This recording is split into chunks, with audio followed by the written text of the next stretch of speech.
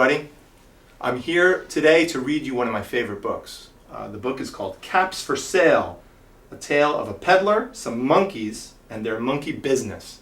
And this is a book by Esther Slobodkina. I think she's Slavic, maybe Russian, maybe Croatian. And it's a wonderful book.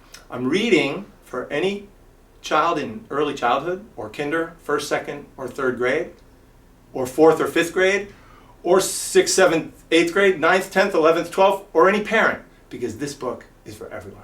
I hope you enjoy it. Here we go, Caps for Sale. Once there was a peddler who sold caps, but he was not like an ordinary peddler, carrying his wares on his back. He carried them on top of his head.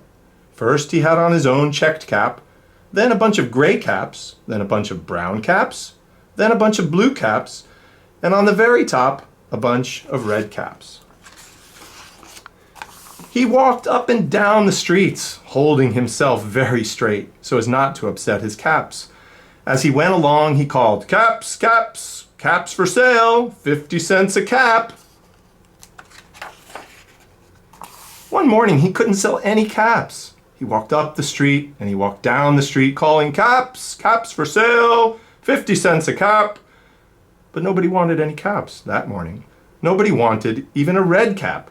He began to feel very hungry, but he had no money for lunch. "I think I'll go for a walk in the country," said he, and he walked out of town, slowly, slowly, so as not to upset his caps.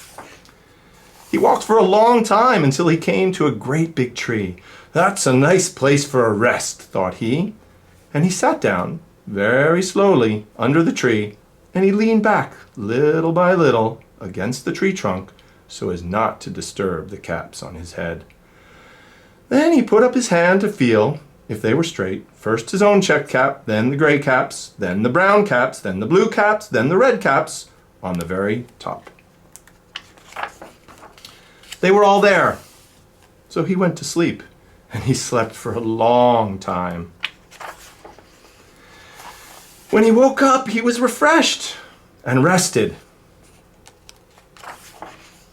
But before standing up, he felt with his hand to make sure his caps were in the right place. And all he felt was his own checked cap.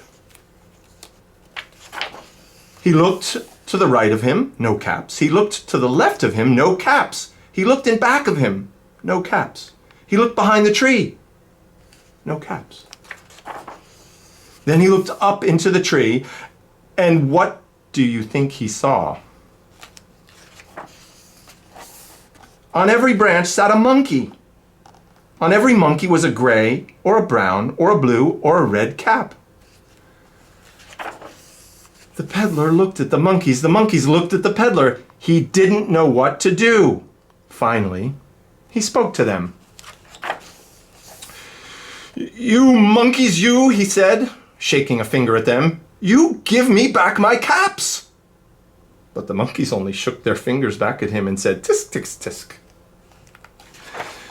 This made the peddler angry, so he shook both hands at them and said, "You monkeys, you give me back my caps."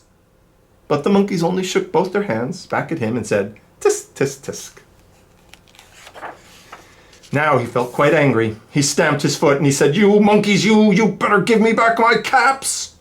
But the monkeys only stamped their feet back at him and said, "Tisk, tisk, tisk." By this time, the peddler was really very, very angry. He stamped both of his feet and he shouted, "You monkeys, you must give me back my caps." But the monkeys only stamped both their feet back at him and said, "Tisk, tisk, tisk." At last he became so angry that he pulled off his own cap, threw it on the ground, and he began to walk away. But then each monkey pulled off his cap, and all the gray caps, and all the brown caps, and all the blue caps, and all the red caps came flying down out of the tree. So the peddler picked up his caps and put them back on his head. First his own checked cap, then the gray caps, then the brown caps, then the blue caps, then the red caps on the very top. And slowly, slowly, he walked back to town calling, "Caps, caps for sale, 50 cents a cap." The end.